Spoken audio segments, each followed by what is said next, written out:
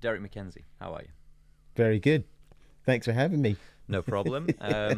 What's going on in the life of a very successful touring, sessioning drummer, DJ, everything? As it goes, starting from January, there wasn't really much going on, to be honest. Yeah? January 2025, yeah. I knew I had a tour at the end of the year with Jamiroquai, Yeah. so that was great. And then all of a sudden, between February and, well, just throughout February, just a load of stuff just came in, DJing stuff, production stuff, writing stuff, just loads. Yeah. Loads and loads came in. So I'm doing the Purple Disco Machine tour, playing drums with him, with his on his tour throughout the whole of this year. Yeah. And then in October we've got rehearsals for Jamiroquai for the new tour coming up, and then November we're touring. But prior to that, I've got DJ gigs. I've got other gigs with different people as well. Some really cool DJ gigs. Got one in Brazil coming up. I just went to Spain as well. Just come back from Spain. I'm going to Mexico in May. Going to America as well. Yeah. So yeah, just keeping busy. But it's I give thanks that that I'm busy, basically. Yeah, of course. Yeah, no, it sounds like the absolute dream for if the dream was always for so many musicians. It's like, if to make a living playing music and traveling, and it sounds like you're getting all of that all at once. Yeah. And looking after my parents as well. So, of course, yeah. Still doing. Got to keep the personal thing. Got to keep the home front. Yeah. All working, yeah. Work in order. Well, that's the thing, isn't it? It's like it's worth knowing that the responsibilities persist, and there's always an actual life to balance. And I've not toured, I've not done the touring musician thing, but I get the sense from the few people I've spoken to that maintaining a sort of stable life is there's an art to it, and you learn to do it as you go along. You learn to do it as you go. Yeah, very much so. I've been very lucky because I started touring when I was much younger. So with that in mind, I've just learned how to balance it all out. Family life. When I had my first kid, it was balancing the life out with her mother and getting the little one looked after and all that kind of stuff. Do you know what I mean? Then I had my two boys, and then again it was the same thing, balancing life and everything. But we had help, so we were lucky. We're very, very fortunate we had help, and now the kids are all grown up. They go off and do their thing, but now I'm doing the same thing again, but looking after my parents, which is I'm actually, even though it's a sad situation, do you know what I mean, because my dad's got a poor heart, and my mum's got dementia. So, trying to keep it all together, I'm just very thankful that I'm still with them, so to speak. Yes. I'm still at home. They're still alive. I can enjoy time with them and everything. My sister's 10 minutes down the road. So as a family, the unit is still there. You know what I mean? Absolutely, that's really great as well, because like work can come and consume all of your life. And, being able to balance and maintain family is really good. Yeah, exactly. Yeah. So it's been busy. It's going to be a busy kind of April, May, June. Not so much July, but then August, September onwards, then it starts to get busy again. Yeah.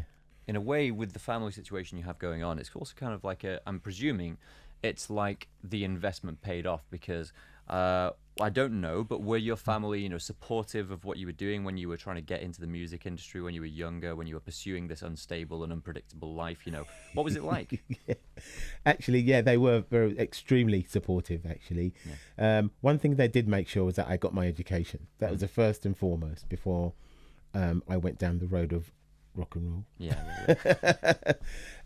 They said, get your education first. That's first and foremost.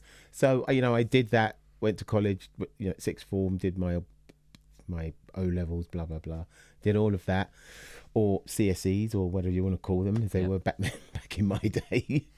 And we did. I went to college, did business studies, then came out of college, and then went straight into work. And from there, I ended up working at Marks and Spencer's in the warehouse, even though I had business studies behind me, purely because I wanted to practice my drums. Yeah.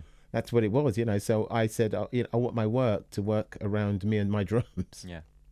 And so, well, how did you get from the warehouse to being in, Jamiroquai's band? That's well, when I was working at Marks and Spencer's, of course, I was finishing at like 1 p.m. Yeah. And then I would go off to either practice at home, or I'd go off to auditions or go do sessions and gigs, between the hours of, let's say, 2 until whenever. Yeah. Do you know what I mean? So I was kind of in it anyway from that point. And what happened was that I got called to do an audition for a band called Candyland. Yeah. Basically. And with them, I did that audition, got into the band, which was great because originally it was just 2 guys, a singer and a guitar player. And then they got myself, the bass player, and then they got a keyboard player as well, and then decided to do this album. Yeah. Basically. And we were signed to Fiction Records. Mm-hmm. And that was the first time I was basically, I could say I was a professional musician, where I went into work full time. Yeah. Music work, full time. I was with them for a few years. Then the band disbanded, we split after that. And then I was doing session work, did some stuff for a band called Freaky Realistic, which was like a pop dance band, which is cool. And I did some session work and stuff as well in the meantime. Struggled a bit as well, but it was all right. I still managed to see myself through. And then a friend of mine, his name is Joss, and he's a bass player. And he goes, "Oh, Derrick, I've got this band called, I know I've got this band. There's this band looking for a rhythm section called Urban Species." So I basically went and just did a couple of rehearsals with them. And then they were like, "Yeah, that's cool. That'll work. They go out and just rehearse for some shows and stuff." And what I didn't know is that they were putting together a tour as well. So they had this kind of whole UK tour thing lined up. Mm-hmm.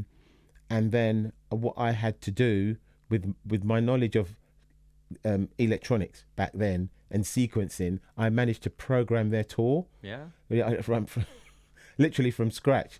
They were like, "So what do you need for the tour?" I was like, "Well, I needed," because back then it was a sampler, so it was like an S1000 or whatever it was, So a fully loaded S1000 and a sequencer. And then back then it wasn't like we got DAWs now, right? Running, right? We were running a hardware one called the Roland MC50. So with that and the S1000, they gave me all the samples.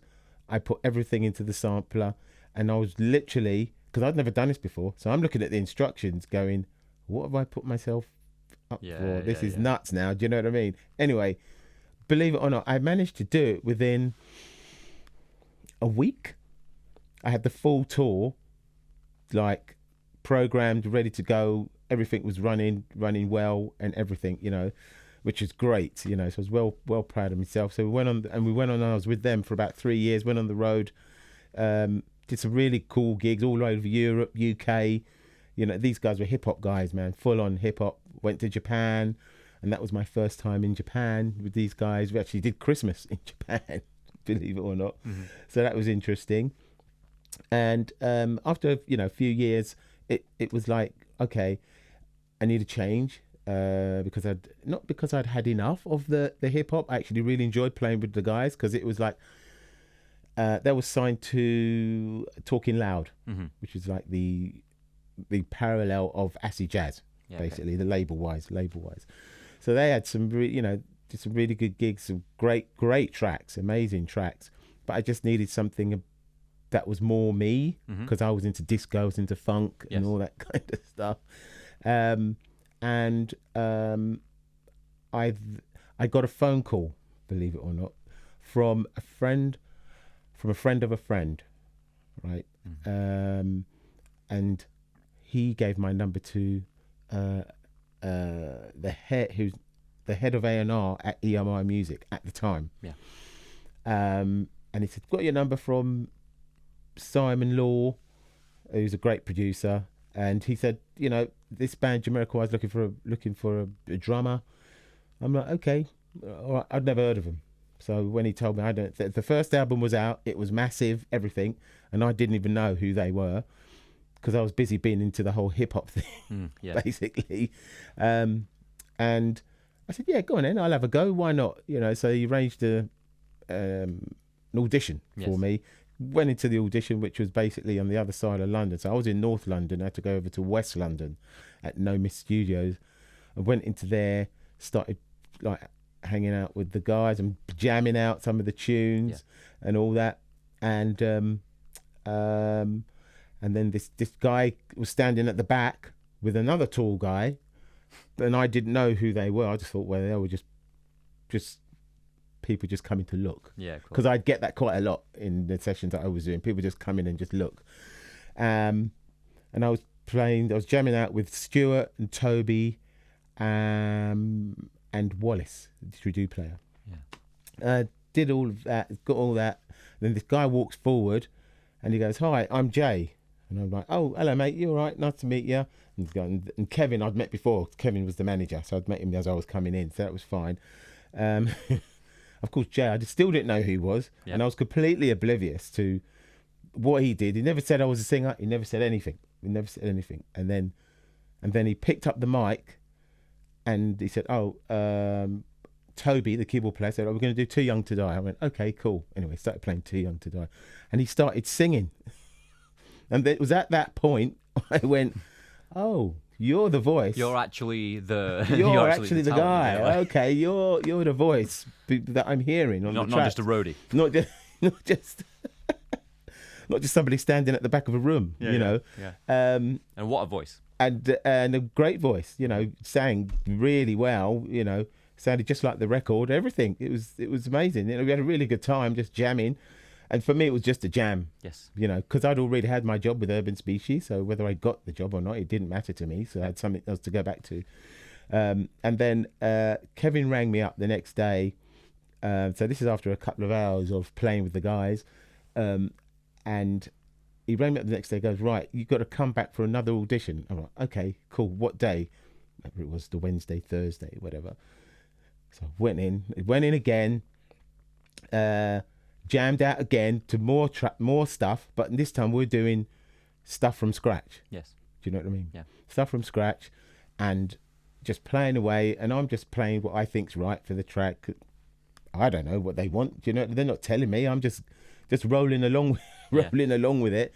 And then the next, finish that. Right, guys, see you later. Nice to, you know, jam out with you.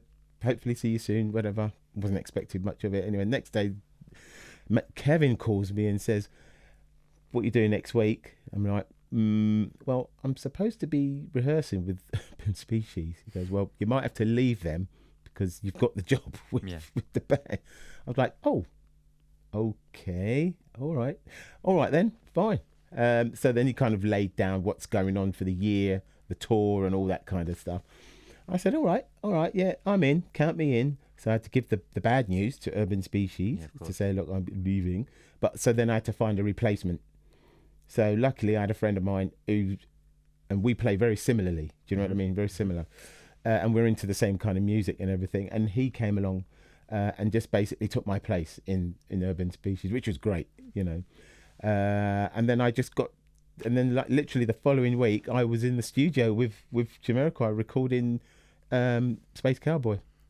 So that is, you know, obviously an amazing finish line to end up at. Yeah. And there's quite a few things that can be taken from that story about the path to success, because one thing I'm always trying to glean from people on this show is what personality it takes to get to the, you know, to become successful, to get the life you were looking for in music. And all the way through that story. Yeah. Firstly, what's interesting is there's no mention of the actual chops or the technique or the hours and hours and hours of practice on the drums. That goes without saying. That's granted, right? Yeah. So what's important is, firstly, straight out of, like you said, university, you had a qualification, but you took a job that you did not see as beneath you. You were like, I'm going to work in the warehouse to fund my drumming. Whereas, when we were kids, we were trying to be in bands like sort of 15, 12 years ago. Yeah. And we were like, I'm not getting a job. Like, I'm going to be the rock star, So you got to have that humility, right? You've got to be able to do what's required. You've got to work. And it sounds like as well, you didn't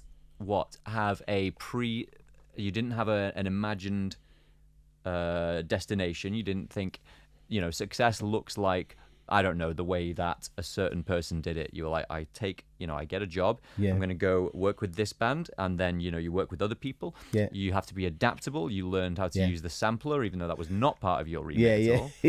So there's so much going on there. There's what kind of, is that something that you see in younger musicians as well? You're looking for the right kind of aptitude and character to be able to make it through the industry. Yeah, absolutely.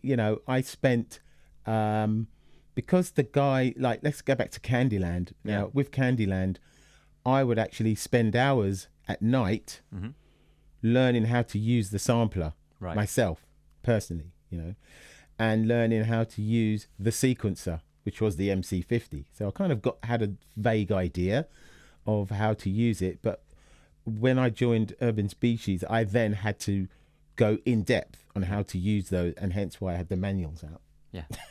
And going through the pages. So that was like my sort of educational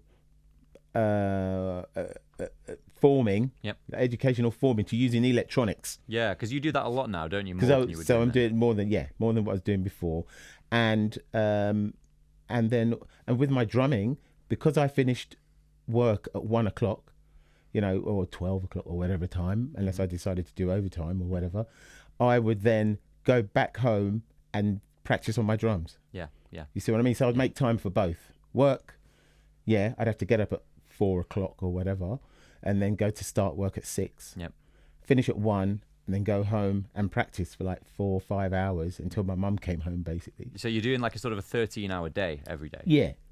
Or even longer by the time I hit the hay. Yeah. You know. Yeah, of course. And then I'll be up again. Or if I was gigging, sometimes I wouldn't even get home until. So I'd get up, I'd go to work, I'd finish at 1.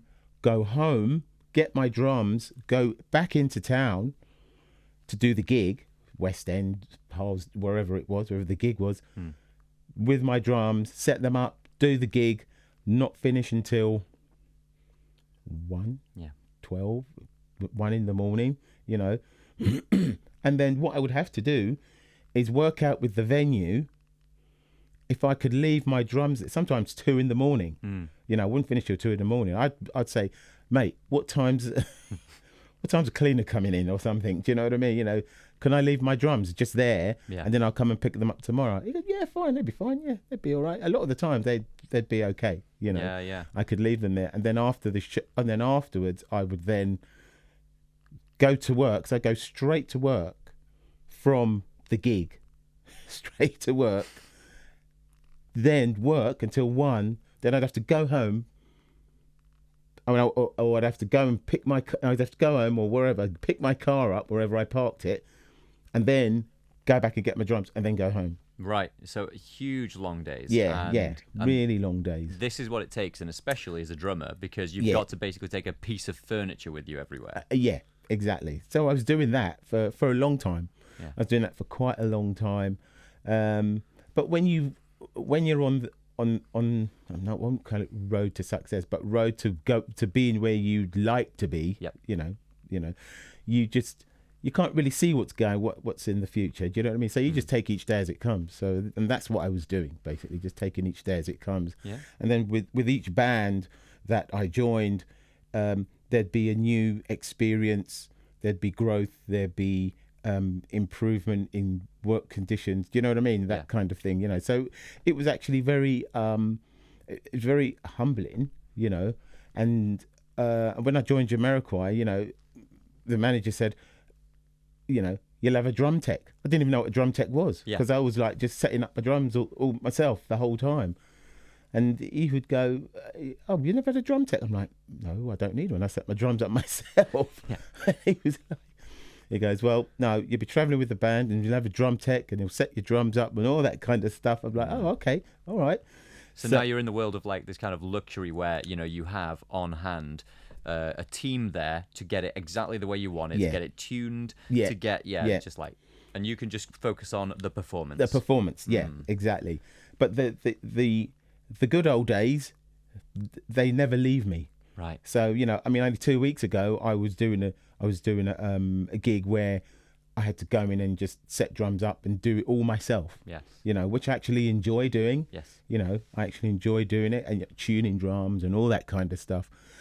Even when I go to the studio, you know, it's like, right, get your drums in, set them up, tune them up, get them sounding right. You know, I still enjoy it because I love drums. Well, and also you can't really get too far away from all of the real work of getting it all set up and getting it done. You know, if once you start to drift, I mean, okay, maybe there's artists like the Rolling Stones who never have to ever set up their own stuff ever. You know, it's like, I mean, Guillaume, our in-house engineer here, he's done a session with Jagger, and he says, you know, basically just to work out some ideas and just to do some demoing that might never go anywhere, you can get like a whole studio of SSL desks flown in and all this stuff, you know. So, but not everyone makes it there, and it's important not to drift too far away from the actual roots of it. And That's so right. So you still have that relationship with the kit and getting it. The like you say, the roots of the whole thing. You know, of being able to connect with your instrument, so to speak. And you're still touring. You're still touring with Jamiroquai. And what I'd like to know about, if you're touring with an artist you've been playing with for, what's it got to be, 25, 27 years now, something 31 years. 31 years. You don't look old enough, if you don't mind me saying. And we love you. What's it like getting back into the pocket, getting back into the groove of things? Do you remember everything like clockwork? Do you have to? How much practice do you have to do before rehearsals? What's the rehearsals like?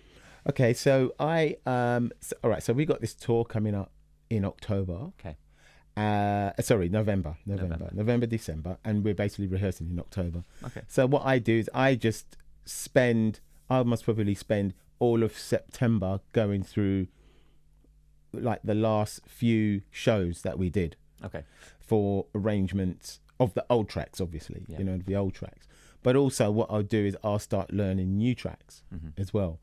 But then I also need to learn how to, work out, should I say, not learn, but work out how to adapt the new tracks to live. Yes. Because what I play in the studio is one thing. What I play live to beef it all up is a completely different thing. Oh, right. So maybe using electronics, maybe not using electronics, playing things in a different way just to give it a bit more oomph. Yeah. You know, but nothing too different from what you'd hear on the album. You know, so you know, I spend about a month getting myself personally back on track. Okay. So I spend like from now until rehearsal time, basically just trying to get my health back up. Yep. Do you know what I mean? Yep. And being a drummer, you have to be somewhat match fit. Yes. You know, to deal with the intense rehearsals, intense production rehearsals, and then the beginning of the show, the beginning of the tour. Yep. But you want to give 110%. Yep. To, you know, from the beginning, you know, from the very beginning. Especially Jamiroquai, it's like very energetic music, isn't and it? It's really energetic music. In fact, I was speaking to Jay last week, and we were both saying, "Oh my gosh, we have not we ain't done nothing for so long." And he said, "Derrick, last week I was in front of the mirror and I had the music on and I was like singing the songs and everything. It's like after 3 songs, I was dripping in sweat." Yeah. I play one song and I'm dripping in sweat. Yeah. So, yeah, I get it. Is that what it's like? So it is pretty physically grueling to do shows. It's very physically grueling. You know, for Jay more so than me, because he's moving across the stage, singing, dancing. Yep. you know, and doing all that kind of stuff. Yeah. You know, and that's very, very intense. And it's a little bit like with Mick Jagger as well. Jay established his brand on being very like lively in the videos and everything. So now you got to maintain that. You got to maintain that. And the only way to maintain that is to basically do your own rehearsals. Which, you know, I've said to him, do your own rehearsals, stick the mirror up, and do like an hour a day between now and October. Yeah. And you'll be good. And with some other exercises as well, because you don't want to be. You don't want to be like I could say you can be Olympic music fit. You don't want to be Olympian fit. You just want to be music Olympic fit. Yeah. Do you know what I What's mean? the difference there? Well, you know, you'll either you'll be like a 100-meter runner, or you'll be fit enough to sing your songs and dance up and down and do like 3 shows in a row. Yeah. That's how fit you want to be. Yeah. Do you know what I mean? And then have the 4th day off and then go back to it again. Yeah. That's how fit you want to be, you know. So the body knows what it's doing. Yes. You know, so when you start it, the body just says, oh yeah, I know what I'm doing here, da da da da da, as opposed to shocking your body into going, right, we're going to do a 90-minute set or 2-hour set, and it's full pelt, 110%, and your body's never been through it before. Yeah, it's like a binge performance. Yeah, yeah. But exactly. So when me and my friends were younger, we were obsessed with the idea of becoming touring musicians, because it just sounded like you get to basically travel, so you're on holiday and you're also getting to play your own music. So this, you know, you are the best. But then I never really considered, you know, even the short, the small amounts of travel I've done. I'm like, sometimes I'm ready to go home, and you can't just do that on tour, can you? You know, so is there a mental adjustment that you need to do for when you're on the road for a couple of months, 3 months at a time? Yeah, they're definitely. I mean, with Jamiroquai, we do the most we'll ever do on the road. The most we've ever done is 6 weeks, maybe 7. And Jess said we're never doing that again, which is fair enough. Why was that? It's just too long. It's just too long to be away from home. You know, some bands do it. It's not even an issue. You know, 8 weeks they'll do it. I'm like, no, I've got to go home at some point. You know, right? So it's important. And is it sometimes you have a long tour with breaks in the middle? Yes. Right. So we do like maybe 4 weeks, depending on how far it is. Yeah. If you're Australia, Japan, then you do 4 weeks. You see what I mean? If you're closer to home, you do like maybe 2 weeks, 10 days, then you head back home. So, or a week and head back up, depending. You know. So you know, you have to be able to be mentally, you have to prepare yourself. Right, I'm going to be on the road for 2 weeks and then I'm going to come back. You know what I mean? Or if you're going farther afield, like Australia or Japan, where the time, so now you're ahead of time, right? Do you know what I mean? You're ahead of time by, was it 11 hours? 12 hours or something, if you're in Perth or whatever. You know, you're way ahead of time, so you've got to think about jet lag. So you land in Sydney, you've got a show, not the next day, because you have a jet lag day, and then you have the show the following day. So you got to allow for that. You get your mind mentally set for that. You know, you get your mind mentally set for that. And then when it's closer to home, you jump on the tour bus or the plane or whatever it is, you know. The main thing is you must rest. Even as young musicians, they'll go like, right, I'm not resting, I'm going to party on. Woo, let's go. And they'll do it and keep doing it. But eventually you'll get to burnout. Do you know what I mean? You know, I mean, there's one band, I mean, and I'm sure they've got this down now. One band that I know, 1975. Yeah. Now they've been touring non-stop for like 15 years. Yeah, since COVID, it's been non-stop. Right. So they've written albums on the road, basically. You know, and they're constantly touring. Yeah. I mean, like, you know, January, Asia. Yeah. Australia. February, South America. Yeah. But these tours are long tours. Yeah, well, I remember when they made their debut album. Yeah. I think they basically toured for a year and a half without a break. Yeah. There you go. Which sounds, at first, I was like, because they were my, you know, North Star. They were like, I want to be like them. They were like, they've got the best life in the world. And then, now if I'm away from home for 2 weeks, I'm like, I'm done with this. So the fact that they were like, 24 years old and just non-stop. Yeah. But they've got it down now. You know what I mean? They're like, right, we're going home or whatever. They've got some sort of routine down where it's all cool. Do you know what I mean? And they're used to it, and obviously their families, because I think a couple of them have got kids and stuff.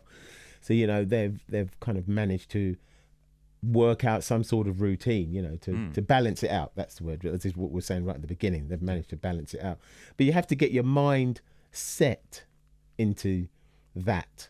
Do you know what I mean? Yeah. Because otherwise, you could go on the road and just think, right, I'm away for 8 weeks. I'm just going to party. Yeah. 8 weeks. Yeah. But what people forget, it's your job. Yeah. I mean, it's like, would you? Yeah. I mean, it's like, would you party for 8 weeks if you weren't a touring musician? It's like in any other profession that would seem insane. No, you just wouldn't party on. Yeah. Because eventually, and you see it happen to a lot of not only musicians, DJs even. You know what I mean? They burn out. Yeah. They party for 15 years, full on. Yeah. Absolutely full on, and then they just burn out. Yes. Collapse or too tired or whatever other personal issues they've got. Do you know what I mean? Mental situations. You've got to look after yourself. I remember my mum. She was watching, like Graham Norton or something, and right. like I think Calvin Harris was on it. And she calls me up. She's like, oh, these DJs, they seem to have like a very healthy, clean living lifestyle. And I was like, no, that's because they've had to now. Yeah. They did a bit too much of the other thing. Yeah. Yeah, slow down, I think is the word we're looking for. Yeah, absolutely. So a lot of them do now, though, aren't they? A lot of the big DJs, they go sober and they go like, Yeah, I know quite a few of them that have just gone, right, I'm done. Yeah. So you got tour coming up, and presumably you're doing a lot of studio work at the moment. Studio work, yeah. I'm actually going to the studio tomorrow to do some recording, which is lovely. The album's going good. Good. It's coming together. I presume we're all sort of NDA'd up, so we can't talk about too much about what's going on. No, I can't really talk about it, to be honest. We can't. No filming, no nothing. Yeah, okay. Well, I'm looking forward to hearing it. But it's coming together. Yeah, that's the main thing. It's coming together. Is that like you're being the drummer, the heartbeat, the rhythm section, and I get the impression that with the groups like yours, one of the is there a to use the metaphor of it being like riding a bicycle, is there a moment where you and particularly the bass player have to get locked back in again, and then it becomes smooth? Yeah, I mean the good thing is, playing with guys like, of course it was Stuart and then Nick and now it's Paul Turner. Yeah. They're all great bass players. Do you know what I mean? So I tend to, like with Paul now, I do sessions with him outside of the band. Yeah. So that connection's never lost. Yeah. The connection's never lost. Now with Stuart, when Stuart was in the band, we didn't really do much when we were off together. Do you know what I mean? Yeah. If at all. We might see each other, but then that would be it. And then we'd have to go back into the studio to rehearse or to record. But it was actually really cool because it was like just fresh. Yes. Do you know what I mean? It's like playing with a new bass player, but obviously you know each other, so you can actually play and get into the groove. With Paul, because I'm connected with him outside of the band as well and doing that, the connections... It's never lost. Yes. If that makes sense. It's never lost. It's always there, and you can always just go, oh yeah, this is what we're doing. This is how we play. He knows what I'm going to play. I know what he's going to play. Do you know what I mean? Yep. Even if it's a new song, it's like, okay, I know his style. This is what we're going to do. Do you know what I mean? So do you when you've played together a long time and when you know each other well, do you get to the spot of being able to anticipate each other's accents? Yes, exactly. Right. Even if we record separately, it's the same thing. You're like, I know what he's about to do at the turnaround on the next part. Yeah, so exactly. Yeah. So the whole band is like that. That's basically, awesome. And it's always been like that. It's always been there, that connection. Yeah. So it's always good to be connected with your fellow players one way or the other. As opposed to completely disconnecting. Even on a personal basis, like seeing each other out for lunch or whatever, for dinner and stuff, barbecues, whatever it is, it's good to have that connection when you're not doing work, so to speak, or not touring. Exactly that. Like we didn't. It's taken me a long time to realize that really good working relationships are not just exchanging money for right. work, and then that's it. You don't talk to each other. Exactly. Yeah. Like, you know, working with Jay, even, you know, it's the same thing. You know, I mean, 31 years this year, and he knows what my playing's like. He knows, you know, he can say, "Oh, Derrick, try this," and I'll try it, and it'll happen, basically, you know. And I know basically what his style's like, what he likes to hear, and then I push the boundaries a little bit, and he'll either say, "Yeah, that works," no, that doesn't really work. Yeah, you know, that kind. And what I like about working with Jay and the rest of the band, especially Jay, that he's quirky, so he comes up with stuff that I wouldn't even think of. Do you know what I mean? You know. So I might play something and he'll go, "Oh yeah, I really like that," and then I'll play it and it'll be cool and I'll be comfortable with it, and then he'll throw a spanner in the works to go, "Oh, why don't you try da da da da da da?" And I'm like, "Okay, all right, cool." It's not what I would think of as a drummer, because I'm thinking as a drummer, he's thinking as a singer. So for me, that's educational, so I'm going to try it anyway, and 9 times out of 10 it works. To be honest, that always seems like the best part of being in a band, because you know, when you know your own stuff, you kind of know the language of your own playing, you know the habits that you reach for, and to you, even if you're as competent as you are, as skilled and as masterful as you are, you feel like your own stuff is kind of not boring, but it's just not that special. You're like, this is just what I'm doing normally. And then when we were in bands when we were younger, you know, Carl, the guitarist, would just be noodling around. We'd be like, "What's that? Do that again." He's like, "I'm not even doing anything." It's like, "No, you are doing something. You're just used to it." Exactly that. A typical example last week, a few weeks ago, I played on a track, and I don't know, I was just playing, I think it might have been the outro of this new track that we're doing, and I did this beat, which I think I did it for maybe 2 bars, maybe even 1 bar. You know, I just did it because I was actually following the path of the track. Do you know what I mean? You know, and then I just did this as an ad lib, so to speak, beat thing, whatever it was, and sounded great. And then I came in last week, and they'd used that 1 bar with elaborate other bits, and made it into another track. You know? I'm like, and isn't that that's a really... That sounds really good. It's a joyful part of the experience, isn't it? When you can repurpose something that was never intended for that, and it becomes a whole track of its own. A track of its own, So with things like that, you know, I really enjoy being in a band situation, you know, and connecting with the other guys. In the studio, it's one thing, and on the road, it's another thing. Do you know what I mean? You know. Well, you know, speaking of repurposing, we have to briefly talk about this record that you've produced with us. So obviously we got this Soil Samples record here. Which obviously, for the people who aren't initiated, you've produced a track for us on this. Out of, well, it's basically done out of literally soil samples. We stuck microphones into the ground and got some of that stuff out, and you've made a track. Basically, it sounds like it's sort of in, you know, your particular kind of vibe. It's disco and it's kind of housey, but it's you know, it's not. It sounds like it's all about that rhythm section. You know? It is drum driven. Let's put it that way. It is drum driven. When I was initially told about the project, you know, I thought, oh, that could be interesting. You know, and I was on board straight away before I even heard what you'd done. You know, I was on board straight away, and I was just instantly, I just thought, right, disco funk, disco, whatever, just disco. It's got to have some sort of beat to it, a heartbeat to it, you know. And then you sent me the track, which is like 8 minutes long. And then I thought, okay, I'm gonna have to come up with something that's 8 minutes long. So I was just thinking, epic, kind of thing. You know, in and out, doing all this kind of stuff. And Umi, who you know, we both know very well. She said, "Oh no, only 3 minutes." Like, oh. Really? Because I've just done something. It's like 7 minutes long. She goes, "No, you're gonna have to lose 4 minutes." Or that can be the extended mix for the actual, you know, for the actual club nights. Because it's like, you know, obviously we were talking about this off mic before. The way that the synths were made for this record was basically sticking microphones into the soil. Fabulous. And then obviously we get noise out of that, Great. and then we use the sort of comb filtering we use elaborate processing to turn that soil noise into VST instruments, and then obviously producers like yourself can just take it away, and everyone makes a completely different thing with it. And so presumably this is all a continuation of what you were doing with those S1000 S1000s, yes, exactly. Yeah. For me, when I heard because what I did was I just concentrated on the sounds first before even coming up with a beat or anything.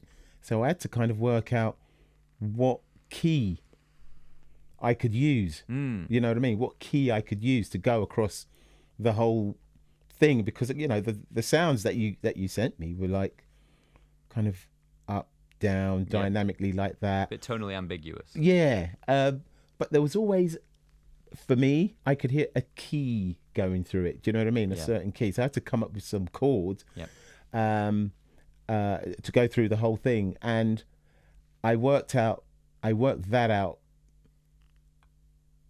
by just, I don't know, I just played a note on the piano, because I don't play keys. I just do my thing. Well, that also seems like a part of the it seems so. A lot of our generation grew up too much on computers, so where all the if you program your drums, they all lock to the grid, so everything's quantized. And as you'll know, being in disco and funk and being a drummer, it's all about how off the beat it is. So, what I'm saying there is it's about not finding, you didn't pull up a tuner and go, the computer's told me it's in D. You actually had to feel your way through it. Exactly. Yeah.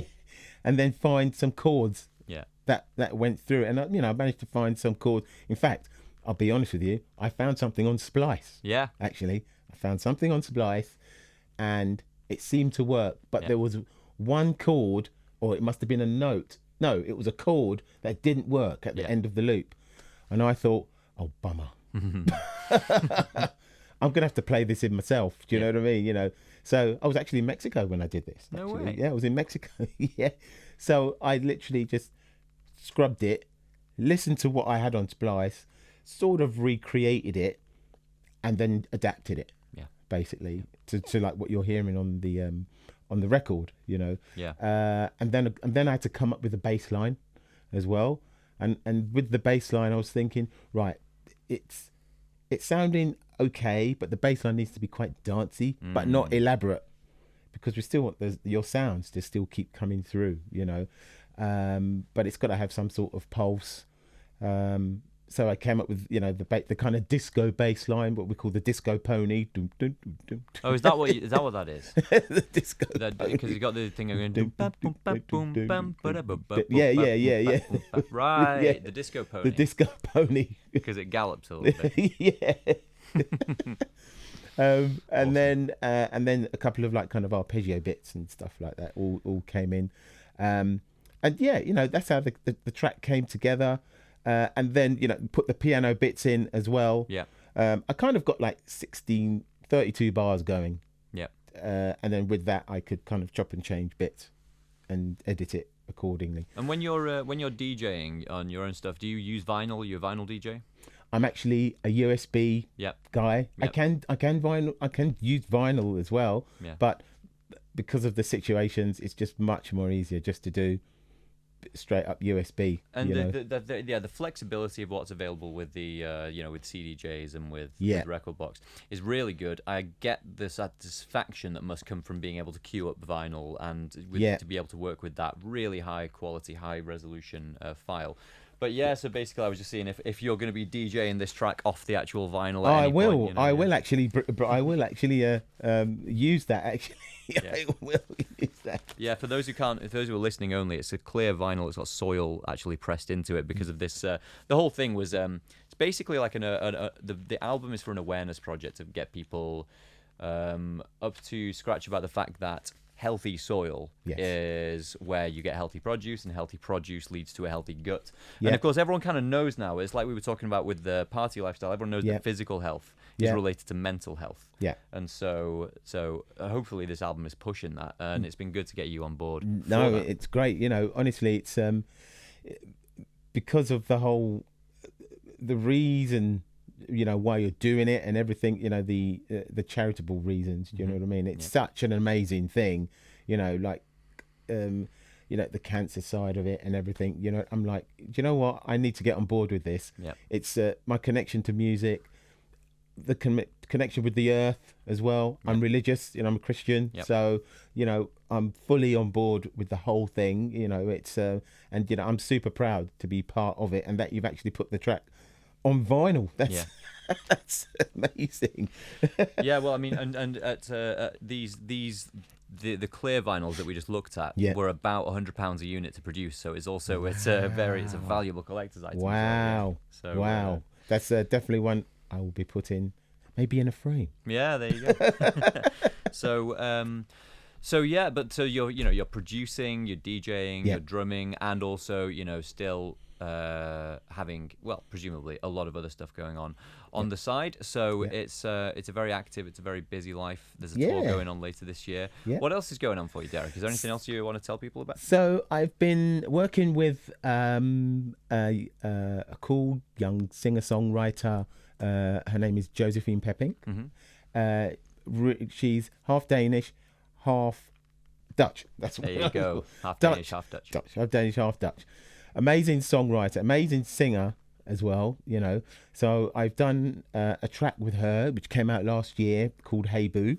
So that is out now, available on all digital platforms. Cool. Kind of pop, dance, disco vibe again, and now we're doing another track. We're doing this kind of follow-up single to that at the minute.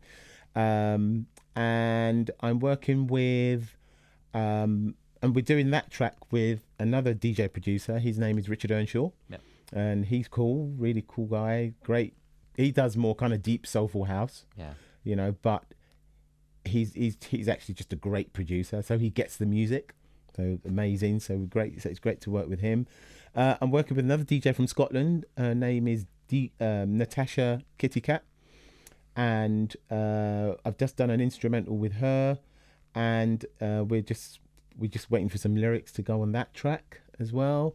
I've done a track with my daughter as well. Amazing. Do you know what I mean? So we're going to do a follow-up single to her, and she's more loungy, chill out, kind of chill out, loungy, because her voice suits that. So I've done a track with my daughter Jenna. I did another track as well. This track I did back in 2014 with a girl called Sarah Azell, which was chilled out, Latin-y vibe. We did the whole thing, finished it, and when you're at that stage in your career, you're like, okay, the track's finished, what do I do with it? Yes. I just didn't know what to do with it. And then of course life gets in the way. Time goes on and on and on and on and on. And then my friend who's from who's Dutch, from Amsterdam, he goes, Derrick, have you got any? And he's got a chill out loungy label, right? He goes, have you got any stuff that maybe I can sign to the label, and stuff? And I just went, oh gosh, do you know what? I don't know. I'll have a look through my folder. Anyway, look through my folder, and lo and behold, the track that Sarah sang on, that me and Sarah wrote back in 2014, came up. I said, oh, you know what? I've got these tracks here. And so I sent him like 4 tracks. And one of them was the track with my daughter on. That was one. And the other track was the one with Sarah on, to which he basically took them on board and released them. So, so now I'm doing follow-up singles to both, basically, to both artists, which is great. I'm really happy about that. And also, working with Matt Johnson from Jamiroquai, doing his project. I've recorded the drums on his project as well. And he's going out and doing a few shows for his project this year, which I'm going to be doing. And of course, DJing, of course, so I've got Plymouth, Mexico, America, back in Amsterdam later on this year, and hopefully farther afield as well. Just keeping busy, really. I love to be busy, I'm not going to lie.